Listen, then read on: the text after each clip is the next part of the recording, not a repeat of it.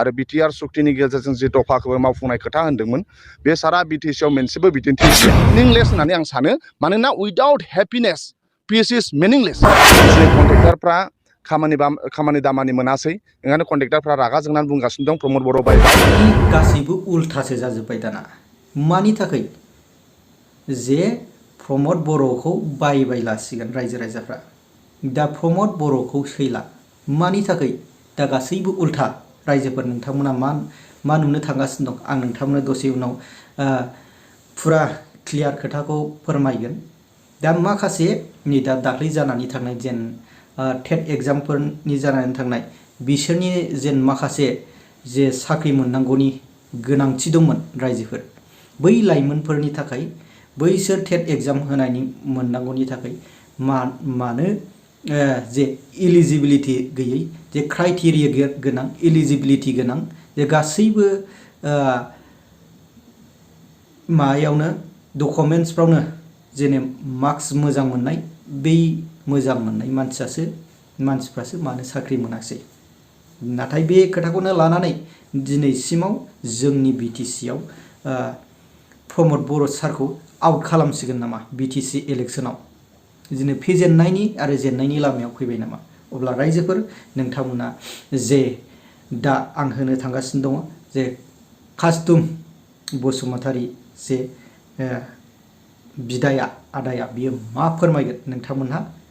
बिदिखौ नायजोबबाय रायजो राजा बिथांमोनहा बुंगासिनो दं एबार UPPL बायबाय एबार प्रमद बर' बायबाय एबार हाग्रामा महिलारि सार वेलकाम एबार BPF सरकार वेलकाम बे जों बुंनाय बाथ्रा नङा BTCआव थाङोब्ला मोनफ्रोमबो थाखोनि सुबुंफोरा बेखौनो बुङो फोरोंगिरिफोरा भेन्सार स्कुला सरकारि जानांगौमोन दा जायासै प्रमद बर'आ खालामनो हायासै ओंखायनो भेन्सार स्कुलनि फोरोंगिरि बिथांमोनहा बुंगासिनो दङ एबार प्रमद बर' सरकारखौ जेरैखि जाया बोख्लायनांगौ होननानै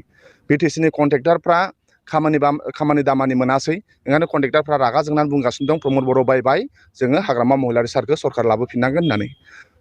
BTC ओनसोलाव रायजो जानाय जाय लाइमोनफोर सेंग्रा सिख्ला बिथांमोनहा जेरैबायदि साख्रि मोननांगौमोन मोनाखै ओंखायनो दिनै लाइमोनफोरनि गोरबो आरो खुगायाव बुंगासिनो दं UPPL बायबाय आरो हाग्रामा महिलारि सारनि सरकारा फैनांगोन होननानै BTC ओनसोलाव रायजो जानाय गुबुन गुबुन हारि माहारि बिथांमोनहाबो बुंगासिनो दङ जे UPPLखौ जेरैखि जाया जोङो एबार सरकारनिफ्राय बोख्लायनांगोन आरो BPFखौ सरकाराव लाबोफिननांगोन मानोना BTCआव गोजोन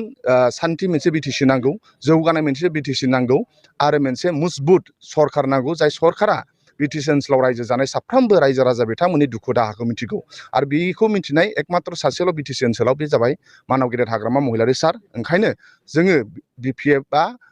गामि ओनसोलाव थांनानै गोबां जों हाबाफारि लागासिनो दं दिनैबो जों उदालगुरिनि धनस्रि समस्तियाव फैनानै रायजो राजा बिथांमोनजों सावरायगासिनो दङ UPPLनि EMफ्रा बिथांमोनहा गामिनि रायजो राजाजों सावरायनो हायाखै मानोना बिथांमोना गामिनि रायजो राजानाव थाङोब्ला मिटिं खालामनो थाङोब्ला रायजो राजाजों होसोजागोन ओंखायनो बिथांमोनहा गावबागाव क्वार्टाराव थानानै प्रेस मिट होलागासिनो दङ ओंखायनो BPF सरकाराव फैनाया खाथां जानानै दङ प्रमद बर' बिथाङा बिसायख'थिनि सिगां जेरैबायदि खोथा होनदोंमोन आरो BTR सुक्तिनि गेजेरजों जि दफाखौबो मावफुंनाय खोथा होनदोंमोन बे सारा BTCआव मोनसेबो बिदिन्थि गैया ओंखायनो जुदि प्रमद बर' मावनाय गंसे जुदि दालां दंब्ला गंसे जुदि लामा दंब्ला गंसे जुदि फरायसालि दंबा गंसे जुदि हस्पिटाल दंबा गंसे जुदि इउनिभारसिटि कलेज दंबा सासे सुबुंनो जुदि प्रमद बर' साख्रि होनाय दङब्ला जों बेखौ मिउजियाम खालामनानै दोनगोन जाहाथे अराय समनि थाखाय थाथों होननानै प्रमद बर'आ इउनिभारसिटि बानायनो होन्दोंमोन अहा इउनिभारसिटिया प्रमद बर'आ साख्रि होनो होन्दोंमोन अहा साख्रि होदों ओंखायनो दिनै नाय नोङो 2003 मायथाइयाव जेला BTC सुक्ति जायो बिनि एकर्डनि गेजेरजों जोंहा मा होनो जोंहा CIT मोन्दोंमोन CITआ दङ बेनिसर ब्रह्म इन्जिनियारिं कलेज दं मा होन्दोंमोन जों मोन्दों बेनिफ्राय जोंहा बड'फा कालचारेल कमप्लेक्स बेखौबो जोङो मोन्दों नङा होमबा नाथाय BTR सुक्तिनि गेजेरजों जि इउनिभारसिटि कलेज फैनाय 5 बोसोराव मानो गायसनजायाखै मोनसेबो बिदिन्थि मानो गैया ओंखायनो जोङो रायजो राजाया जानजि खाफ्राबाय प्रमद बर'आ मा 5 बोसोर 25 बोसोर सम मोनोब्लाबो बे सासे मानसिनो साख्रि होनो हाया मोनसेबो डेभेलपमेन्ट खालामनो हाया ओंखायनो बे 5 बोसोराव सुबुंफोरा आंगायबाय जोंनो नांथारला प्रमद बर' जोंनो नांगौ हाग्रामा महिलारि होनगासिनो दं ओंखायनो दिनै रायजो राजानि आदालतआव प्रमद बर'आ सासे फेलार आरो थगायसुला परिबर्तननि नामाव बिथाङा परिबर्तननि नामाव गोबां करापसन खालामबाय नाथाय परिबर्तन नामाव सुबुंफ्रा बा रायजो राजाया जेबो मोनासै अनलि खालि बर्तन जाबाय बिथाङा इलेक्सनाव 5 बोसोरनि सिगां बुंदोंमोन BTC ओनसोलाव जाय जार्नालिस्टफोर साংবাদিকफोर पर्टेलनि सायाव खामानि मावो सान हर बिटिसिनि रायजो राजानि थाखाय खामानि मावो बिथांमोननो 10 कौटि जार्नालिस्ट वेलफेयार फान्ड आरो क'क्राझाराव जार्नालिस्ट कल'नि लुगोन होन्दोंमोन दा दिनै नों पर्टेल निउसनि सासे सान हर रायजो राजानि थाखाय खामानि मावग्रा नोङो 10 कौटि फैसाखौ मोनबाय नामा मोनाखै दा ओंखायनो जोङो बुंनो सानदों जे प्रमद बर'आ बुंदोंमोन सरकाराव फैयोब्ला जाय आइडि न' नाम्बार गैया बिथांमोननो बड'लेण्ड आवास योजना न' होगोन बड'लेण्ड आवास योजनायाव मोनबेसे खोरखि दं मोनबेसे खुन्थिया दङ सारा बिटिसिआव बे 5 बोसोराव गंसेबो बड'लेण्ड आवास योजना न' लुवाखै इभेन जोङो बिपिएफआ न' नांगौ होननानै न' जे लिस्ट हरनाय बेखौ इउपिपिएलनि बिसिडिसिनि चेयारमेनफोरा गोबां करापसन खालामदों दा ओंखायनो इउपिपिएलआ थांनाय बिटिसि इलेक्सनाव जेरैबायदि खोथा होदोंमोन ना मोनसेबो मावनो हायाखै बे 5 बोसोराव ओंखायनो रायजो राजाया बिथांमोननो 5 बोसोर होबावनाय माने रायजो राजानि दुखु मेगननि मोदैखौ आरो बांसिन मा होनो गावखौनो गाव दुखु दाहायाव नारनानै हरनायसो ओंखायनो रायजो राजाया जानजि खाफ्राबाय फैबाय थानाय समाव बिपिएफनो भट होगोन इउपिपिएलआ भट मोना आरो प्रमद बर'खौ बिथांखौ सासे मिसलिया थगायसुला करापसन खालामग्रा आरो बिथाङा सासे फाननानै जाग्रा बे 5 बोसोर सालायनायाव बिटिसिआ गोबां खहा जाबाय दा आरो 5 बोसोर सालायबावोब्ला बियो सालायनो मोनला बायसान्स जुदि गाव बिनाय बादि जुदि जायोब्ला बेयाव माने जेबो थानाय नङा ओंखायनो रायजो राजाया बेखौ आं मिन्थिखाबाय बिपिएफनो भट होगोन गामि गामि रायजो राजाया न'खर न'खर हाग्रामा गामि गामि हाग्रामा जोंनि गोरबोआव दं हाग्रामा बेखौ रायजो राजायासो बुंगासिनो दं बिथांखौ मिसलिया होननानै जोंबो सानाखैमोन आंबो बेजों दुलाराय बर' फरायसा आफादनि सासे मावथिमोन दुलाराय बर' फरायसा आफाद थानाय समाव बे बिथाङा बुंदोंमोन जेरैबायदि खोथा होदोंमोन गाव शिफ्ट जाखांनायनि उनाव मोनसेबो बेयो खामानि मावाखै खुनु दिन एमएलए मन्थ्रि जाया होननाय सुबुङा दिनै गावहा जाहैबाय नङा होमबा आरो गोबां परिबर्तन लाबोगोन होनदोंमोन मोनसेबो लाबोआखै दा ओंखायनो प्रमद बर'आ सासे जे मिसलिया सासे जे बिथाङा थगायसुला बेखौ जों साफ्रोमनिबो गोरबोआव जोङो रायजो राजाया बेनो प्रमान जाबाय जे प्रमद बर'आ सासे थगायसुला आरो सासे मिसलिया मानसि आरो बिथांनाव जेबो सेन्टिमेन्ट गैयामोन बे देखायफ्लानो गोरों दा ओंखायनो बिथाङा सासे एक्टिं गोरों हयथ' पलिटिक्सनिफ्राय जेला रिटायार जायो बिथाङा एक्टिं खालामहैनानै गुबुन गुबुन फिल्डआव एक्टिं खालामहैनोबो हागौ मानोना जेरैबायदि एक्टिं खालामदों बियो दुलाराय बर' फरायसा आफादनि थानाय समाव बे समाव जों हमदांनोनो हायासै बेखौ ओंखायनो सासे बिराद एक्टिं गोरों बिथाङा बिटिआर एकर्डनि सिगनेटरिफोरा जाय दा सासनाव दङ खावसे सिगनेटरि बिथांमोना टटेलि फेलार बिटिआर सुक्तिनि दफाफोरखौ मावफुंनो हायाखै भारत सरकार आसाम सरकारखौ ओरैबायदि नारसिननांगौमोन बिदि नारसिननो हायाखै दिनै प्रमद बर'आ पिस होनबाय थादों नाथाय आं बुंबाय थादों उइदाउट हेपिनेस पिस इज मिनिंलेस ओंखायनो दिनै दस हु आर सिगनेटरि दे आर नट हेपि मानोना बिथांमोना माखासे सिगनेटरि खालामनायफोरा दिनै जेलाव दङ दा दिनै सिगनेटरिफ्राबो बे पिस एग्रिमेन्टजों गोजोननाय गैया आरो बिटिसिनि रायजो राजा बिथांमोनाबो गोजोननाय गैया ओंखायनो every section of citizen of BTC they are saying that we are not happy with Pramod Boro' ओंखायनो बे पिस एकर्डनि गेजेरजों जोङो रावबो गोजोननाय गैया ओंखायनो आं बुंदों पिस इज मिनिंलेस उइदाउट हेपिनेस दा दिनै बे पिस होनबालाय मा जानो दिनै सिगनेटरिफ्रा माखासे जेलाव दं बिसोर गोजोननाय गैया आरो बे बिटिसिनि रायजो राजा बिथांमोनहा गोजोननाय गैया ओंखायनो बे मिनिंलेस होननानै आं सानो मानोना उइदाउट हेपिनेस जे मानाव गेदेर जोंना इएम BR फेरेंगा हठात रनजित बसुमतारी बियो गोबां साख्रि मोनबाय जै साख्रि मोनबाय बै साख्रि मोननाय मानसिफ्रा जोंनो साबेसे मोनखो दिनैसिमाव डिक्लेयार गैया बै समाव बुंदोंमोन आंबो खारदों बै समाव जेब्ला BTR एकर्ड जाखांनायनि उनाव 2021आव जोंबो फरेस्टनि आंबो खारहैलायदों नाथाय बैनि जे माखासे बै खारहैलायनाय बिजिनियाव जेब्ला खारहैलायनायनि नै बिसोर गासैबो खारनानै देरहाखांजोब्बाय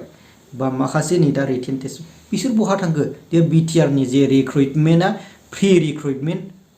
वाइ फ्रि रिक्रुइटमेन्ट बिसोर गासैबो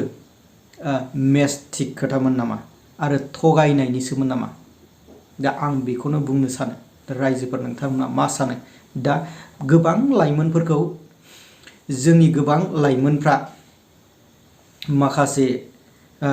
बिदा जानायमोन माखासे फंबाय जानायमोना BTRनि फ्रि रिक्रुइटमेन्टखौ मोनगोन होननानै गोबां बेबायदिनो जोंना मानाव गेदेर दा सरकारनि प्रमद बर' सारा गोबां बेबायदिनो बादा थाहोलायनानै माबा फोरोंदोंमोन बिदिनो खारनायफोरनि फिजिकेल टेस्ट माखासे गोबां बेबायदिनो सरकारनि प्रि रिक्रुटमेन्ट बादा ट्रेनिं सोलोंदोंमोन। बै ट्रेनिं सोलोंनायनिया साबेसेया मोनखो आरो साबेसेया मोनाखै ना गासैबो मोनजोब्बाय जानांगौ। दा बेनो दा अब्ला जेन माखासे नै दा ओरैबायदियाव जाय साख्रि मोनगोन बियो डाइरेक्टलि रायजोफोर एग्जामल' लिरनानै पास जानायनि मोना दै। माखासे बेयाव गोबां पार्टि गथ' मावनाय, पार्टियाव मावनानै थानाय, सोरबा EMजों, सोरबा MP जों, सोरबा MCLAजों बेफोरजों लिंक लाहैलायनानै बिसोरखौ बारे बारे आखाइ आथिं हमलायहैनानै मोदै गहैलायनानै बै समाव बेबायदि खालामहैलायोबासो पास खालामनाय मानसियाबो साख्रि मोनो। अब्ला निस्सय आं जे सासे मानसि जे बेबायदि खालाम बे मानसिखौ आङो मिथिबाय आरो नुबायबो। बिनि न'खराव थांलायनो सोरबा EMनि न'खराव थांलायलायनानै माबा दाउ जाहोहैनायनो नङाबा बोरमा जाहोहैलायनायनो बेबायदि खालामबाय। बेजों जाहैनायनो मोनबाथ' मोजांबाव। नाथाय आन्डार सेक्सन जे बिनि खामानि जे साख्रि मोननांगौ बारे बारे थांनानै खावलायहैलायबाय थानाय आरो फार्स्ट एक्सुवेलि आन्डारस्टेन्डिंआव ओरैबायदि जानांगौ रायजोफोर। दा गासैबो महत्त मानसिया गासैबो जोंनि जे BTCनि जे बर'फ्रा जेसेबांनि फर्सआनो जेन'बा 1000 सापस बुंबाय आं 1000 जेन'बा भेकेन्सियाव बेयो 5000 होबाय। बैसोर मानसियालाय साबेसे बोर मोनजोबनांगौ जाखो बेबो मोनसे खोथा। नाथाय एक्सुवेलि जाय मानसिया पास जादों बे पास जानाया साख्रिखौ मोनथारोब्ला मोजां। नाथाय बेबायदि नङा जे सोरबा EM ना उमुक आंनि मानसि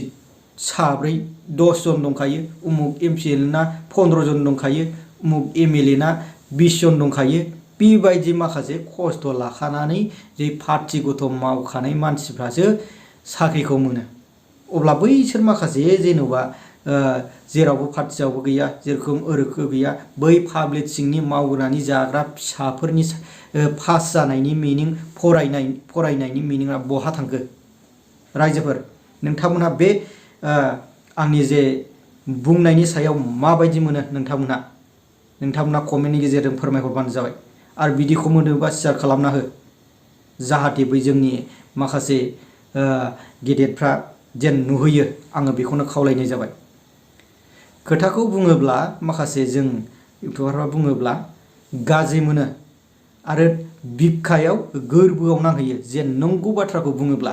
नाथाय नंगौ बाथ्राखौ बुंनायाव बियो मोनसे भेलुलेस जानो थाङा रायजोफोर।